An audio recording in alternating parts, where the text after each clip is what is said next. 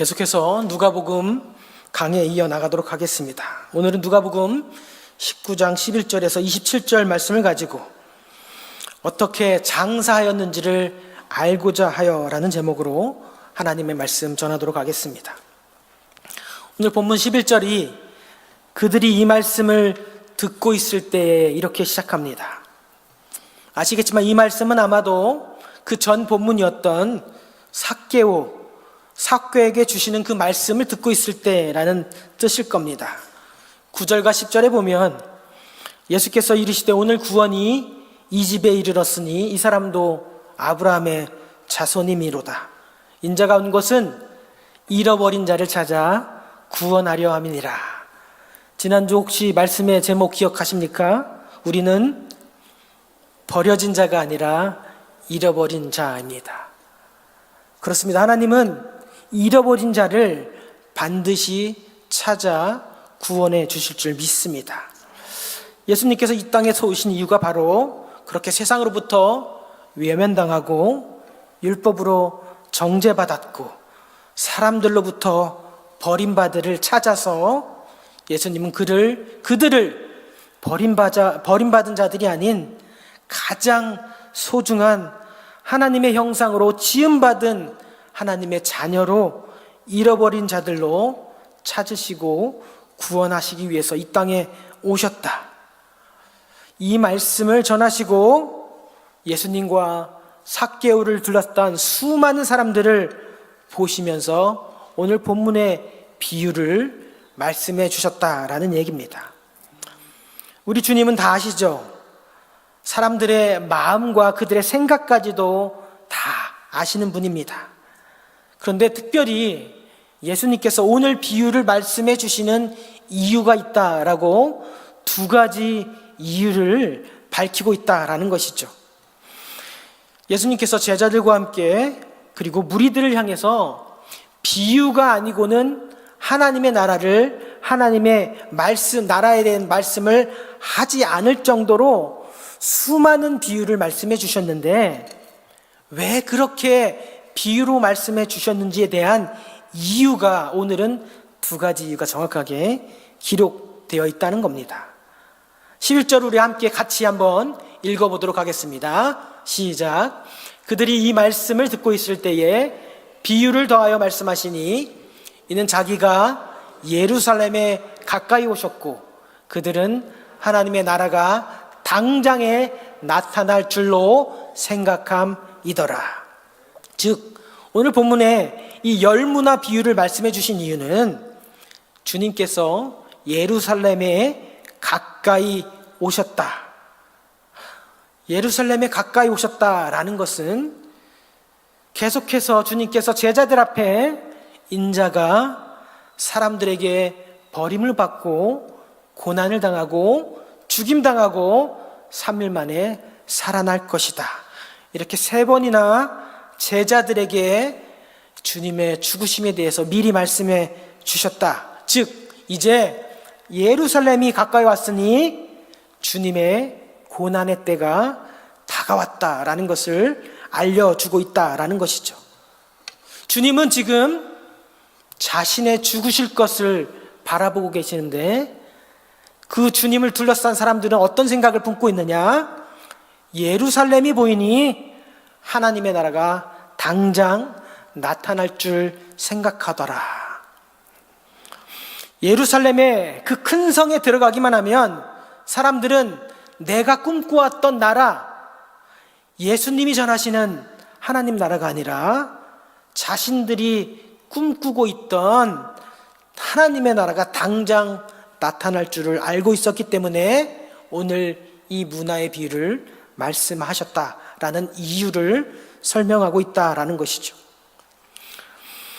수많은 사람들이 함께 있는데 리더이신 예수님은 이제 곧 고난과 순종의 때가 다가왔으니 준비해야겠다라고 하시는데 예수님을 둘러싼 제자들과 수많은 무리들은 이제 우리가 꿈꾸고 바랐던 이 주님을 왕으로 삼아서 이 우리를 압제하고 힘들게 했던 로마로부터 힘과 능력의 주님을 우리가 둘러싼 이 수많은 무리들로 싸워서 이길 것이다. 그러면 이제 우리가 꿈꾸던 나라가 당장 오겠구나.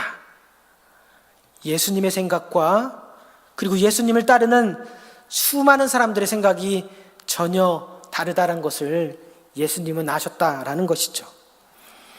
하나님 나라가 당장 임할 것이다 라는 오해를 풀어주시기 위해서 오늘 이 문화의 비유를 말씀해 주고 있는 것입니다. 주변을 보면 우리도 항상 그럴 때가 있습니다. 너무 똑똑한 사람들은 눈에 잠깐 무엇이 스치기만 해도 때가 왔구나 라는 것을 금방 짐작한다라는 것이죠. 특별히 요새는 눈에 보이는 너무나 많은 시각 정보를 의지할 때가 너무 많습니다.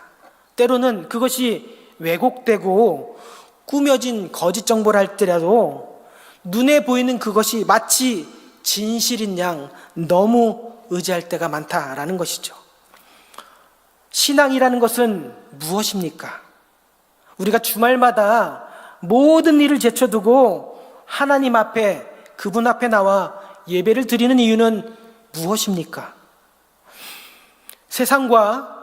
세상에 속한 사람들은 보이는 것이 전부인 양 살아가고 있지만 하나님, 우리는 보이진 않지만 지금도 우리를 위해서 일하시는 하나님이심을 믿습니다 라는 것을 고백하며 이 자리에 나오는 것이지요. 이런 믿음의 고백을 드리러 주일에 하나님의 백성들, 저와 여러분이 한 곳에 모여 주님께서만 우리의 인도자 되심을 고백하며 주님의 말씀 붙잡고 내가 세상이 아닌 하나님 말씀 붙잡고 살아가겠습니다. 보이는 것을 의지하지 않고 보이지 않지만 우리 가운데 역사하시는 하나님을 믿으며 살아가겠습니다. 이런 고백을 드리기 위해 이 자리에 나온 것입니다. 저는 그렇게 이런 믿음의 고백을 드리러 여러분이 나왔다라고 믿습니다. 세상은 무언가 보이면 마치 오늘 사람들이 저 큰 예루살렘을 보면서 이제 우리의 뜻을 실행할 때가 왔구나. 로마는 물러가고 우리의 세상 다윗의 왕국이 오겠구나. 예수님을 따라간다 하면서 예수님의 말씀, 하나님 나라의 복음에는 전혀 관심이 없고 능력과 기적을 베풀 수 있는 이 주님을 억지로 왕을 삼아서 지금이라도 당장 저 로마를 무찌르고 쫓아내고 내가 원하는 나의 나라, 나의 왕국을 세워야겠다. 자신들의 뜻이 이루어질 거라는 생각, 자신들의 뜻이 곧 하나님의 뜻이고 하나님 나라라고 믿고 있는 이 어리석은 백성들을 향해서 그 착각과 오해를 풀어주시기 위해서 오늘 예수님께서 이 문화의 비유를 말씀해 주시는 것이라는 겁니다. 그러니 착각하면 안 됩니다. 오해하시면 안 됩니다. 하나님의 나라는 내 뜻이 이루어지는 곳이 아니라 내 삶의 모든 영역 가운데, 발걸음 가운데 하나님의 뜻이 이루어지는 곳이 바로 하나님 나라입니다. 그럴 때 내 생각과 내 고집과 내 계획도 다 내려놓고 주님, 내 눈에는 이렇게 보이지만 주님의 뜻은 어디에 있습니까? 주님, 어떻게 하면 우리가 주님의 뜻을 이뤄갈 수 있겠습니까? 이렇게 기도를 해야 되는 겁니다. 유튜브를 보면 여기저기서 거짓 정보들을 한 데다가 모아놓고 이것이 진실입니다. 보이시죠? 들리시죠? 이래도 내가 틀렸습니까? 이래도 안 믿겠습니까? 이렇게 왜곡된 정보를 만들어서 내 주장이 진실이라고 외쳐대는 수많은 거짓 유튜브들이 많이 있습니다. 그들은 마치 우리가 지금 속고 있는 것처럼 말합니다. 당장 정신 차리고 이렇게 하지 않으면 세상이 무너집니다. 목소리를 높입니다. 그런데 그들이 원하는 것은 그들의 자신들의 밥그릇이 커지기를 원할 뿐입니다. 우리가 귀 기울여야 될 것은 사람들의 소리가 아니라 눈에 보이는 예루살렘이 아니라 하나님의 말씀을 보아야 되고 찾아 읽어야 되고 하나님의 뜻을 구해야 되고 그분의 음성에 귀를 기울여야 하는 겁니다. 우리 손에 들려진 이 성경의 말씀, 하나님의 말씀을 찾아서 읽고 묵상하고 하나님, 오늘 내 삶 가운데 내 뜻이 아닌 하나님의 뜻이 이루어지길 원합니다. 이렇게 기도하며 살아가는 것입니다.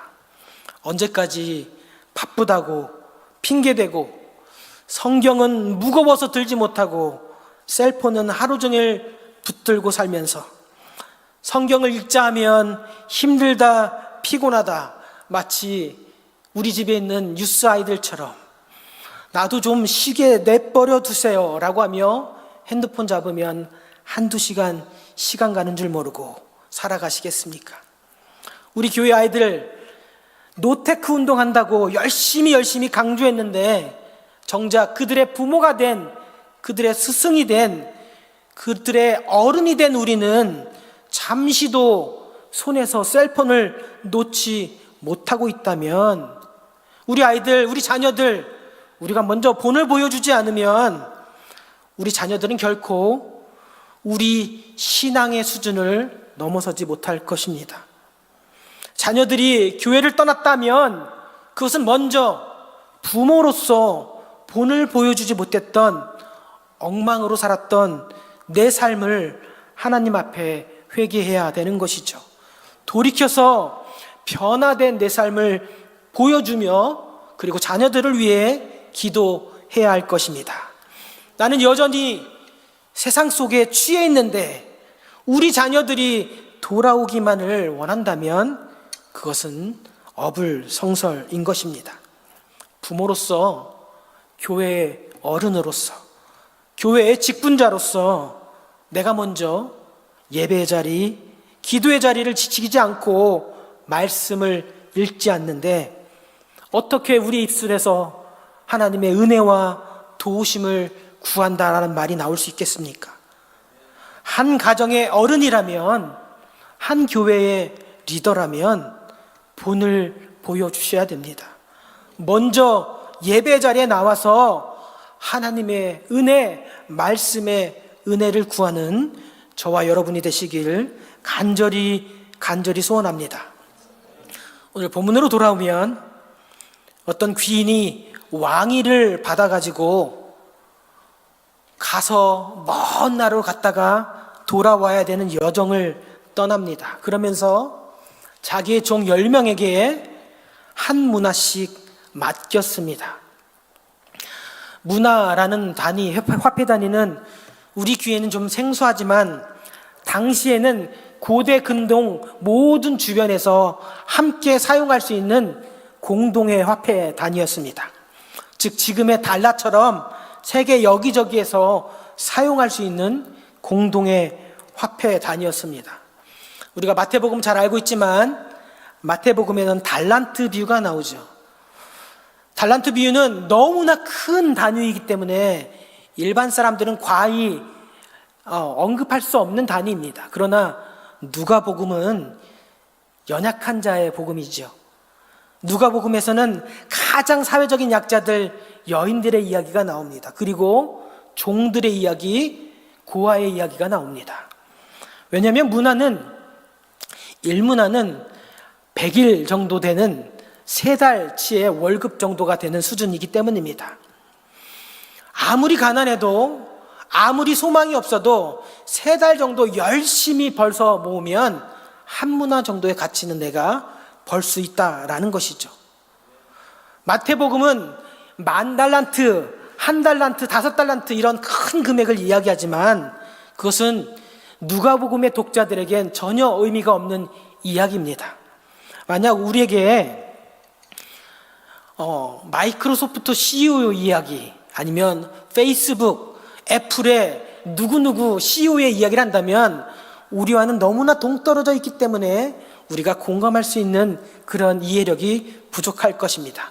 그러나 문화 이야기는 저같이 아무런 능력 없는 사람도 마음 맞고 3달 열심히 일하기만 하면 내 손에 붙잡을 수 있는 단위이기 때문에 이 누가복음의 독자들은 귀를 솔깃 세우며 예수님의 귀에 귀를 기울였을 겁니다. 자, 10명의 종들에게 동등하게 한 문화씩 나누어 주셨습니다. 그러면서 뭐라고 하냐면 장사하라 라고 명령하셨습니다. 장사하라. 조금 세속적인 단어 의미로 더 다가옵니다. 그런데 원어로 찾아보면 절대적으로 세속적인 단어가 아니었습니다. 장사하다라는 단어는 프라그마, 치오마이라는 2 단어가 합성되었습니다. 프라그마는 아시죠? 프랙티컬, 무슨 뜻이죠? 실용적이라는 뜻입니다. 그다음에 티오마이라는 단어는요, 무엇을 업으로 삼다 또는 실행하다 이런 뜻을 갖고 있습니다. 즉 하나님께서 10명의 종들에게 동일하게 나눠주신 그 은혜를 내 삶 가운데 프라그마, 실제적으로 살아내는 것을 의미하는 것입니다. 하나님이 저에게도 여러분에게도 공평한 은혜를 주셨습니다. 그 공평하게 주신 그 은혜를 내 삶 가운데 삶으로 살아내는 것이 바로 장사하다라는 뜻입니다. 하나님께서 내게 은혜를 주셨구나. 감사하다. 은혜를 주셨으니 난 아무것도 안 해도 은혜만 받고 누리면 되는구나 가 아니라 그 은혜를 내 삶 가운데 하나님께서 나를 부르실 그날까지 이 땅 가운데 언제가 될지 모르지만 내 삶 속에서 내 손과 발로 살아내는 것, 우리 기독교적인 용어로 말하면 감당해내는 것이 바로 장사하라입니다. 주님께서 내게 주신 그 은혜를 나의 삶 가운데 살아내는 것, 즉 저와 여러분에게 동일하게 주신 사명이라는 은혜를 내 삶 가운데 실질적으로 감당하며 살아가는 것, 그것이 바로 장사하라는 뜻입니다. 10문화를 남긴 자에게는 10고을을 주셨다. 그리고 5문화를 남긴 자에겐 5고을을 맡겨주셨다. 목사님, 여기에 차별이 있네요. 많이 남긴 자에겐 더 큰 많은 고을을 맡기셨잖아요. 아닙니다. 주님의 칭찬은 10문화를 남긴 사람도 5문화를 남긴 사람도 달란트 비유에서도 똑같이 5달란트, 2달란트 남긴 자들에게 동일하게 착하고 충성된 종이라고 말씀하셨습니다. 그런데 오늘 비유는 좀 더 다른 이야기를 하죠. 10고을을 맡기겠다, 5고을을 맡기겠다. 10고을, 5고을을 다스릴 권세, 즉 여기에 차지하라라는 뜻은요, 주님께서 맡겨주신 사명을 충성스럽게 잘 감당한 자들에게는 주님이 다스리실 하나님 나라에서 10고을을 5고을을 통치할 수 있는 주님의 동역자로 우리를 세워주신다라는 의미입니다. 우리가 우리 모두에게 주신 사명을 내 삶 가운데 열심히 충성되게 감당하는 자에게는 하나님 나라가 올 때 하나님께서 모든 나라를 다스리지만 저와 여러분에게도 이 나라를 다스릴 수 있는 통치자의, 동역자의 권위를 허락해 주신다라는 겁니다. 얼마나 복되고 영광스러운 그런 직분입니까? 작고 연약한 우리를 하나님께서 하나님의 동역자로, 하나님 나라를 다스리는 동역자로 우리에게 맡겨 주시겠다라는 겁니다. 누구에게요? 주님 다시 오실 그날까지 우리에게 주신 그 은혜, 그 사명을 충성스럽게 감당하는 자에겐 동역자로 하나님께서 세워주시겠다라는 말씀입니다.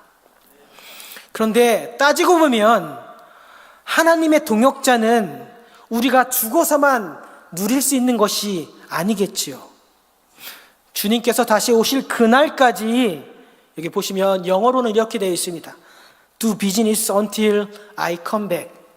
내가 돌아올 그날까지 열심히 감당하라 라는 것이죠. 주님께서 동일하게 우리에게 맡겨주신 그 사명과 은혜, 그 은혜를 기억하며 감사하며 순종하며 이 땅 가운데 살아가는 자에게는 오늘 이곳이 바로 하나님의 동역자가 되는 그날인 것입니다. 내게 주신 생명, 내게 주신 시간, 내게 주신 그 은혜, 나는 오늘도 주님께서 주신 그 은혜와 생명의 시간 안에서 하나님 나라를 위하여 열심히 동역자로 살아가겠습니다. 믿음을 고백하고 오늘도 게을리하지 않고 열심히 살아내는 자. 오늘 본문에 보면 예수님이 주신 문화를 수건에 꽁꽁 싸매어 있는 자가 있습니다. 그죠? 우리 가운데도 분명 주님께서 사명을 맡겨주셨는데 꽁꽁 싸매고 아무것도 하지 않는 사람도 있을 수도 있다라는 것이죠. 만약에 오늘 본문을 통하여 내가 여태까지 주님의 은혜를, 주님의 사명을 꽁꽁 싸매고 살아가고 있었구나 깨닫게 되셨다면 이제는 그 보따리를 풀어내셔야 됩니다. 수건을 걷어내시고 주님께서 주신 그 한 문화를 가지고 10달란트, 10문화, 5문화, 크기는 중요하지 않습니다. 주님께서 베풀어 주신 그 은혜를 기억하며 오늘 감사하며 주님, 내가 이 문화를 통해 오늘 하루 하나님 나라의 동역자로 살아가길 원합니다. 믿음을 선포하시고 그렇게 살아가시길 예수님의 이름으로 축복합니다. 그러나 기억해야 됩니다. 14절에 보면 이런 백성들이 있었습니다. 그런데 그 백성이 그를 미워하여 사자를 뒤로 보내어 이르되 우리는 이 사람이 우리의 왕됨을 원하지 아니하나이다. 무슨 말이죠? 하나님의 주권을 인정하지 않는 것입니다. 주님께서 주신 은혜와 사명을 거부하고 불평하고 원망하는 사람들도 분명 있다라는 것이죠. 그런데 오늘 14절에 그 백성이라는 단어를 쓰셨지만 마지막 27절에는 이렇게 기록되어 있습니다. 그리고 내가 왕됨을 원하지 아니하던 저 원수들을 이렇게 기록하고 있습니다. 하나님께서 어떤 자들을 원수라 부르시냐? 주님이 세워주신 왕권을 인정하지 않는 자들, 주님이 세워주신 가정을 인정하지 않고 공동체 안에서 하나님의 주권을 인정하지 않는 자들, 내게 베풀어 주신 그 은혜를 감사할 줄 모르고 원망하고 불평하며 나는 저 사람 원치 않습니다, 사자까지 보내어서 왕됨을 원치 않는 자들, 이들을 주님께서 원수라 부르시는 겁니다. 내 삶 가운데 하나님이 베풀어 주신 그 은혜, 하나님이 만들어 주신 그 공동체, 하나님이 허락해 주신 아름다운 가정을 하나님의 주권을 인정하지 않고 저 아닙니다, 저 못하겠습니다, 저 사람 싫습니다 라고 원망하고 불평하는 사람들을 주님은 원수라 부른다라는 것입니다. 그리고 그 원수라 부르는 자들의 결말은 이리로 끌어내다 내 앞에서 죽이라 라고 말씀하십니다. 생각하기도 싫은 끔찍한 결말입니다. 하나님의 주권을 인정하지 않는 자들, 이들을 원수라 부르셨고 그 원수들의 결말은 죽인 밖에 없습니다. 바라옵기는 저와 여러분 모두가 일상 가운데 하나님의 주권을 인정하길 원합니다. 하나님 감사합니다 라고 하며 내 삶 가운데 모든 것을 주님께서 허락하신 것으로 감사하며 은혜로 받아야 될 줄 믿습니다. 원망하고 불평하는 자들이 아니라 나는 하나님 자녀입니다. 입으로는 고백하지만 마음 깊은 곳에 하나님의 뜻이 아닌 내 뜻이 이루어지기 위해 주님의 다스림을 거부하고 스스로 왕이 되고자 하는 사람들, 그들의 종말은 결국 하나님과 원수가 되는 것이고 죽임을 당하게 될 뿐이라는 것을 우리는 결코 잊어서는 안 될 것입니다. 여러분, 오늘 아침에 눈을 뜨고 일어나셔서 어떻게 하루를 시작하셨습니까? 하나님, 오늘도 새날 새 생명 주셨으니 내 삶 가운데 하나님 아버지의 뜻이 이루어지길 원하나이다. 이렇게 기도하셨을 줄 믿습니다. 반드시 우리는 매일매일 하나님의 주권을 인정하며 내 뜻이 아니라, 내가 주인 된 삶이 아니라 아버지의 뜻이 내 삶 가운데, 우리의 가정 가운데, 그리고 사랑하는 웨슬리 공동체 가운데 하나님의 뜻이 이루어지길 원하나이다. 이렇게 기도하시며 하루를 시작해야 될 것입니다. 그러면 주님이 돌아오신 그날에 반드시 우리가 어떻게 장사하였는지, 우리가 어떻게 감당하였는지 주님께서 우리에게 물어보실 것입니다. 바라옵기는 내 뜻이 이루어지고 온 세상이 내 뜻대로 움직이길 원하는 삶이 아니라 오직 주님의 뜻이, 주님의 나라가 이루어지고 하나님께서 허락하신 우리 지체들 한 사람 한 사람 하나님 나라의 동역자로 함께 협력하여 선을 이루길 원합니다. 이렇게 기도하시며 새로운 한 주를 살아가시는 저와 여러분 되시길 예수님의 이름으로 축복합니다. 기도하겠습니다.